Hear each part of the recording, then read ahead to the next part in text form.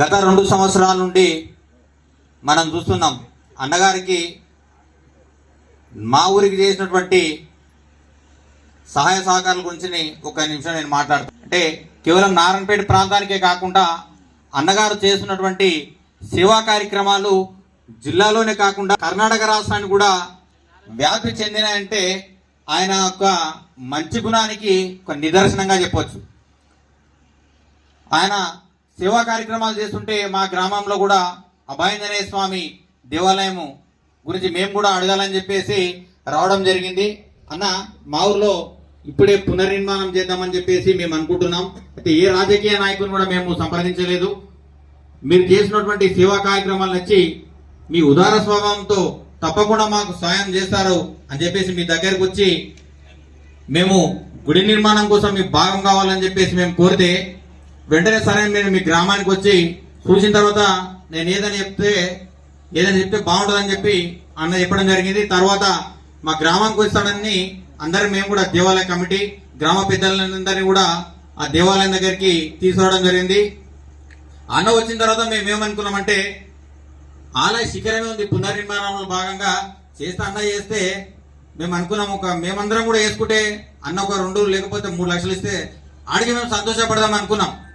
అన్న వచ్చిన తర్వాత దేవాలయానికి దేవుని దర్శనం చేసిన తర్వాత ఏం కావాలో చెప్పుండి అంటే అన్న మేమైతే గుడి పునర్నిర్మాణం చేద్దాం అనుకున్నాం, ఆలయ శిఖరం మొత్తం గుడి అయితే అయింది, ఆలయ శిఖరం ఒక్కటి మిగిలిందని చెప్పంగానే అనేది డైరెక్ట్ ఆలయ శిఖరమే మనమే చేద్దామని చెప్పి మాతో అనడంతో అందరం కూడా నివేదిపోయినాం. ఎందుకంటే మాకున్న ఆశయం అంటే అన్న 2-3 లక్షలు ఇస్తాడేమో చాలా సంతోషం. ఇంతవరకు రాజకీయాలను సంప్రదిస్తే కూడా ఇంతవరకు మాకు ఎవరు చేయలే. మా ఊరి గ్రామ పెద్దలు అభయాంజనేయ స్వామి యొక్క భక్తులందరూ చందాలు వేసుకొని గుడిని పునర్నిర్మాణం చేసుకుంటే ఆలయ శిఖరం కడదాం అనుకుంటే అన్ననే పూర్తి చేసే మాట ఇచ్చి ప్రస్తుతము అది మొత్తం పూర్తయిపోయింది.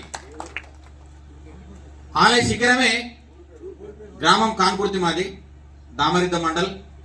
ప్రస్తుతము ఒక 2-3 నెలల లోపలే ఆలయ పునఃప్రతిష్ఠ కార్యక్రమం అన్న చేతుల మీదనే ఘనంగా కూడా చేసుకోవడం జరుగుతుంది. అంటే అన్న యొక్క ఉదార స్వభావం.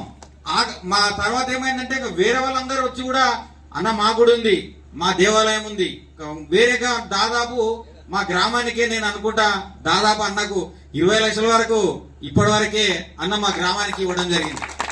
అంటే ఎందుకు చెప్తుందంటే ఒక ఆలయ శిఖరమే మా ఊర్లో కట్టిండ్రు, మళ్ళీ మేము అడిగితే బాగుండదేమో అనుకుంటే కూడా మాకు తెలియకుండా వేరే వాళ్ళు కూడా వచ్చి అడుగుతాం, వాళ్ళకు కూడా 2 లక్షలు కేటాయించి తన ఒక ఉదార స్వభావాన్ని చాటుకున్నందుకు అన్నగారికి మరొకసారి హృదయ ధన్యవాదాలు తెలియజేస్తున్నా. ఇకపోతే వెనుకబడ్డటువంటి ప్రాంతాన్ని ఎందరో రాజకీయ నాయకులు వచ్చినా కూడా ముందుకు తీసుకెళ్లి వెనుకడుగు వేస్తున్నటువంటి పరిస్థితి మనందరం చూస్తున్నాం. అన్నగారు కూడా ఒక మంచి ఆలోచనతో జిల్లా లోపలనే ఎక్కడ చేయనటువంటి కార్యక్రమం జాబ్ మేళా పెట్టడం జరిగింది. అని ఏం ఆలోచన చేసిండేమో అందరికి చెప్పి సరే సక్సెస్ అయితే మంచిదే, కాకుంటే ఒక పునాది అయితే పడుతుంది, మనం ఈ కార్యక్రమం చేద్దామని చెప్పేసి మొన్ననే ఉద్యోగ మేళా పెడితే దాదాపు మంచి స్పందనతోటి ఎక్కువ మంది కూడా ఇప్పుడు ఆ అన్నగారు పెట్టినటువంటి జాబ్ మేళాలో ఉద్యోగం చేసుకుంటూ అన్నగారి పేరు తొలగడం అంటే మామూలు విషయం కాదు. అప్పుడే పెద్ద పెద్ద నాయకులందరికీ అడలిపోయారు, అరే ఏం ఆలోచన చేస్తున్నాడు, ఎట్లా ఆలోచన చేస్తున్నాడు, ఎవరి రాజ్ కుమార్ రెడ్డి అని చెప్పేసి చర్చ స్టార్ట్ చేయడం జరిగింది. వాళ్లకు అన్న యొక్క చేస్తున్నటువంటి సేవా కార్యక్రమాలు చూసి తల పట్టుకుంటున్నారు, ఏం చేయాలో అర్థమైతలేదు.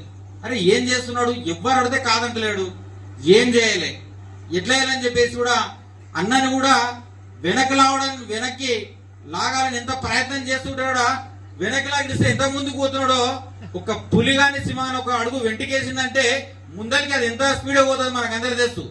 ఆ రకంగా అన్న ఎవ్వరు ఎప్పుడొచ్చినా ఇంతవరకు మేము చూస్తున్నప్పుడు అన్న ముఖం లోపల చిరునవ్వు తప్ప కోపం అనేది మేమైతే ఇంతవరకు ఎప్పుడు చూడలే.